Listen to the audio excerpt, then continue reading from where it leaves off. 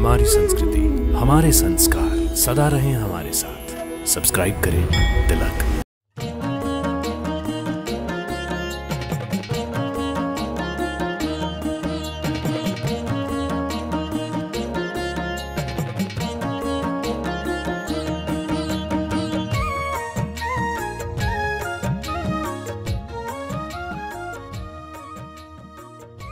ओम नमः शिवाय।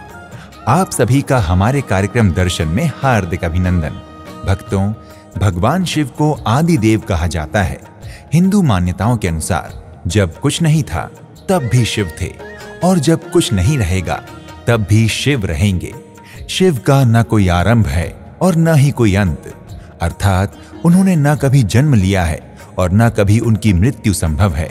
माना जाता है कि केवल ओम नमः शिवाय मंत्र का जाप करने से ही सभी देवी देवताओं की पूजा हो जाती है।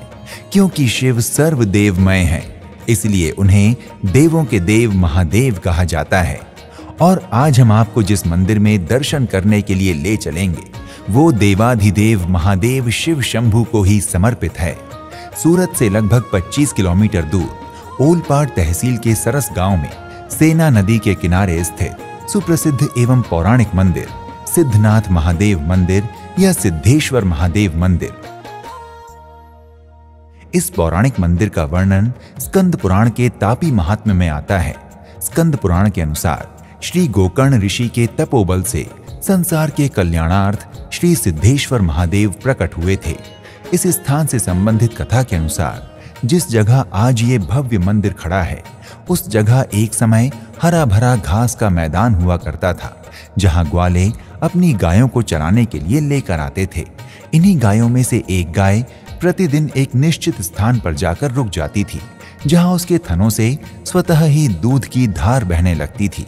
जब ग्वाले का ध्यान इस ओर गया तब उसे बहुत आश्चर्य हुआ और उसने ये बात अपने गांव में बताई। धीरे धीरे ये बात गोकर्ण ऋषि के कानों तक भी पहुंची। तब ऋषि ने ध्यान लगाकर अपने तपोबल और दिव्य दृष्टि के द्वारा देखा कि उस स्थान पर भूमि के अंदर एक शिवलिंग उपस्थित है। तब गोकर्ण ऋषि ने उस स्थान पर अनेक वर्षों तक तपस्या करके इस शिवलिंग को प्रकट किया और उसकी स्थापना की। इसलिए ये मान्यता है कि ये शिवलिंग स्वयंभू है। तपस्या के समय ऋषि गोकर्ण ने इसी स्थान पर सिद्धि प्राप्त की थी। इसी कारण से ये शिवलिंग सिद्धनाथ महादेव के रूप में विख्यात है। ऋषि गोकर्ण द्वारा श्री सिद्धनाथ महादेव की स्थापना 12 ज्योतिर्लिंगों में से एक श्री त्र्यंबकेश्वर महादेव के उपलिंग के तौर पर की गई थी। मंदिर परिसर में गोकर्ण ऋषि की समाधि भी है। एक अन्य जनश्रुति के अनुसार रावण का वध करने के पश्चात भगवान श्री राम जी को ब्रह्म हत्या का दोष लग गया था, जिसके निवारण हेतु उन्होंने अनेक स्थानों पर पूजा अर्चना की थी। उसी दौरान उन्होंने सिद्धनाथ महादेव मंदिर में भी पूजा की थी। इसी कथा से संबंधित यहाँ रामबाण कुआं तथा रामकुंड नामक 2 जल स्रोत भी हैं, जिनका पानी बहुत मीठा है। कहते हैं श्री रामचंद्र जी ने ही भूमि में बाण चलाकर यहाँ गंगा को उत्पन्न किया था, इसलिए इस कुएं का नाम रामबाण कुआं पड़ गया। इतना ही नहीं, यहाँ के खंडित शिवलिंग में से भी मीठे जल का स्राव होता है, जिसके कारण ये शिवलिंग खंडित होते हुए भी पूजनीय है। यहाँ के शिवलिंग के खंडित होने के पीछे भी एक कथा जनमानस में प्रचलित है। ऋषि गोकर्ण ने जिस स्थान पर सिद्धनाथ शिवलिंग की स्थापना की थी, उस जगह कालांतर में यहाँ के राजा ने एक मंदिर का निर्माण करवा दिया था। प्राचीन काल में ये माना जाता था कि यदि कोई राजा किसी शिवलिंग की स्थापना करवाता था तो उसके नीचे वो ढेर सारे हीरे जवाहरात रखवा देता था। इसी मान्यता के आधार पर एक बार कुछ लुटेरों ने खजाने के लालच में इस स्थान पर आक्रमण करके सिद्धनाथ महादेव शिवलिंग को अपने हथियारों से बहुत छिन्न भिन्न कर दिया। तब देवों के देव महादेव को क्रोध आ गया और लुटेरों के हथियारों से शिवलिंग में जितने भी छेद हुए थे वहां से असंख्य मधुमक्खियां निकलने लगी। इन मधुमक्खियों ने लुटेरों पर आक्रमण करके उन्हें अंधा कर दिया।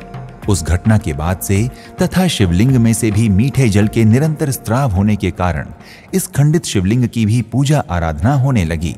इस शिवलिंग का रंग भी अन्य शिवलिंगों से अलग है। मंदिर के गर्भगृह में भगवान भोलेनाथ के अद्भुत स्वरूप के दर्शन कर भक्तगण कृतार्थ अनुभव करते हैं। गर्भगृह में भगवान गणेश, माता पार्वती, कार्तिकेय जी, नंदीश्वर व कच्छप भगवान की भी प्रतिमाएं विराजमान हैं। आधुनिक मंदिर शैली में निर्मित सिद्धनाथ महादेव मंदिर का परिसर बहुत विशाल है तथा इसमें मुख्य मंदिर के अलावा एक अन्य शिव मंदिर भी है। इसी परिसर में आप हनुमान जी और काल भैरव के भी दर्शन कर सकते हैं। मंदिर परिसर में अनेक दीपक एक ही स्थान पर जलाने के लिए एक विशाल स्तंभ का निर्माण भी किया गया है। संध्या के समय प्रज्वलित दीपकों से दमकता ये स्तंभ बहुत ही सुंदर दृश्य प्रस्तुत करता है। यहीं रामकुंड के पास में एक गौशाला भी है जहां गौ माताओं की सेवा की जाती है। कुल मिलाकर यहाँ का सुरम्य वातावरण व्यक्ति को ईश्वर और धर्म से जोड़े रखता है। सिद्धनाथ महादेव मंदिर गुजरात में हिंदू धर्म के अति प्राचीन इतिहास का गवाह है। ये मंदिर बहुत ही प्रसिद्ध है तथा लोगों में इसके प्रति अगाध श्रद्धा और विश्वास है। श्रावण मास में अन्य शिव मंदिरों की तरह ही सिद्धनाथ महादेव मंदिर ओलपाड में भी भक्तों की अपार भीड़ आती है। स्थानीय लोगों ने मंदिर के बाहर ही कुछ स्टॉल लगा रखे हैं जहां से आप भगवान को अर्पित करने के लिए फल फूल तथा अन्य पूजन की सामग्री प्राप्त कर सकते हैं। मंदिर प्रतिदिन 7 बजे से 1 बजे तक दर्शनार्थियों के लिए खुला रहता है। इसके बाद भगवान 1 बजे से 2 बजे तक विश्राम करते हैं और उसके बाद 2 बजे से सायं 7 बजे तक फिर से श्रद्धालुओं को दर्शन का लाभ देते हैं। इस स्थान से कुछ ही दूरी पर स्वयंभू हनुमान जी का मंदिर, स्वामी नारायण मंदिर, अंबिका निकेतन मंदिर आदि मंदिर भी हैं। यदि आप सिद्धनाथ महादेव मंदिर में दर्शन करने जा रहे हैं तो इन स्थानों के भी दर्शन अवश्य करें। आप सिद्धनाथ महादेव मंदिर वायु मार्ग, रेल मार्ग एवं सड़क मार्ग इनमें से किसी भी मार्ग द्वारा आसानी से पहुंच सकते हैं। वायु मार्ग द्वारा सिद्धनाथ मंदिर पहुंचने के लिए निकटतम हवाई अड्डा वडोदरा है, जहां के लिए देश के किसी भी शहर से हवाई यात्रा कर एयरपोर्ट से सूरत ओलपाड के लिए कैब ले सकते हैं। और अगर आप रेल मार्ग द्वारा सिद्धनाथ मंदिर पहुंचना चाहते हैं तो यहाँ का निकटतम रेलवे स्टेशन सूरत है, जहां पहुंचकर आप मंदिर के लिए टैक्सी या कैब ले सकते हैं। इनके अतिरिक्त आप सड़क मार्ग द्वारा भी सरकारी अथवा निजी वाहन का प्रयोग कर सिद्धनाथ महादेव मंदिर पहुंच सकते हैं। तो शीघ्र ही आप भी अपनी सिद्धनाथ महादेव मंदिर के दर्शनों की यात्रा योजना का शुभारंभ करें। आज के इस एपिसोड को हर हर महादेव के जयघोष के साथ यहीं विराम देते हैं। मिलते हैं एक नए धाम की यात्रा पर। प्रणाम। इति शुभम।